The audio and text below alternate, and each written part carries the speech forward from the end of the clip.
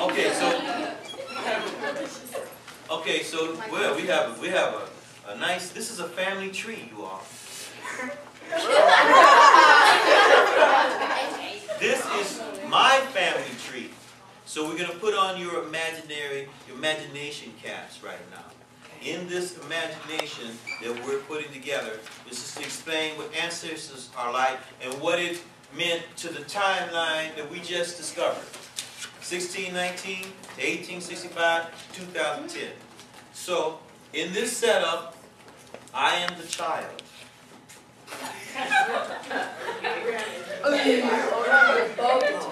In this setup, I am the baby. And my own mother's laughing at me. So, in the family tree, here we go in the family tree. Each one represents a generation. So you don't have a husband, whatever, or a wife, you just represent a generation. So here we go. This is my mother. This is my grandmother. This is my great-grandfather. Great-great-grandfather. Great-great-great. Great-great-great-grandfather. Great-great-great-great-great-great-grandfather. 6 times. Great-great-great-great-great-great-grandfather. 7 times. Great-great-great-great-great-great-grandmother. Grandfather. You got long hair. I'm sorry. I'm sorry. I didn't mean nothing by it. It's a nice looking young man. Hey, okay, so we left off here. Okay. Great-great-great-great-great-great-grandfather. Great-great-great-great-great-great. Okay, he's making a point. 10 times, okay? Alright.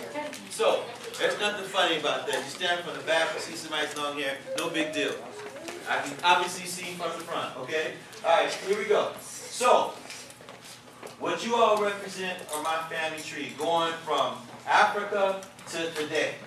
So what I want to know, and I want to find out is, 1619 is on which end of this line? On that end. 2010 is on which end of this line? I am today. Okay. Alright. So, on this line, we need to find out slavery ended in 1865. Which one of my ancestors was the last one under slavery? Which one? I think it was Frederick. Mom? I have a dream. Grandmom? Frederick. Great-grandfather? Great-great. Great-great? Or great-great-great? Great-great. Great-great? You all are smart, that's it. Yeah, I know. Great-great. Great-great. All right. So, okay. Let me get your attention. Let me get your attention. This is how this goes. Here we go. This is how this goes. All right. My great-great-grandfather, this is real life. This isn't imagination. You represent something that's real in my family tree. You all have your own family story. But this happens to be my family story. And you all are helping me with it. My great-great-grandfather was from Africa. And he... From Africa. Okay. From a place that is now called Liberia. Okay. So, here, he came to America. He was captured and sold. He was captured and sold and came to America. His father never saw America. Never saw America. All the generations before here never saw America. They lived in probably the region near Liberia. They lived there. So, as time went on, all these generations are African. There are 800 languages in Africa. I don't know which languages they spoke. Are you from Africa? What language do you speak? Does your parents speak? English? English? No African, native African language? English. There are a lot of people in Africa who speak English. Swahili here? Okay. The same Swahili? Okay. All right. So, we move on. You come to America. As a young child, you begin to learn English. You still remember Africa, though. You still remember Africa in this family tree. You remember the songs you were taught. your son,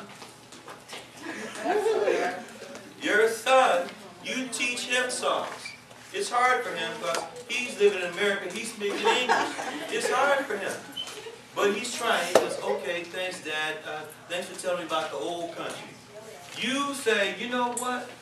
Your grandfather used to teach me these songs. And I don't remember them that well, but I'm going to try to teach you this music, okay? And you go, oh, man. I'm an American and I sing a new song. I sing English. But okay, Dad, out of respect to you, Dad, I'll sing some of your music and I'll try to do your dance. You tell your daughter, you know, your great-grandfather used to do this music and this, and you're like, all right, okay, all right. And then here I come, and then you try to tell me, you know, back in the old days, they used to do this and that. And I go, whatever. I go, it's all about T-Pain. No. No. But here's the truth. Here's the story. No matter how much we want to forget, from way down there, the culture still lives. It lives long after the people. There are ways when you're trained to listen. When I listen to hip-hop, when I listen to jazz, I can hear Africa. I can hear it from way down there. It's still alive. You might not even know it. Or I might not even know it. I might not know how to speak an African language, but I can hear Africa in the music. So that's the idea behind the evolution.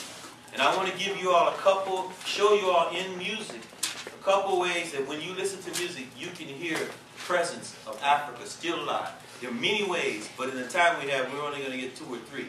So give my ancestors a big hand.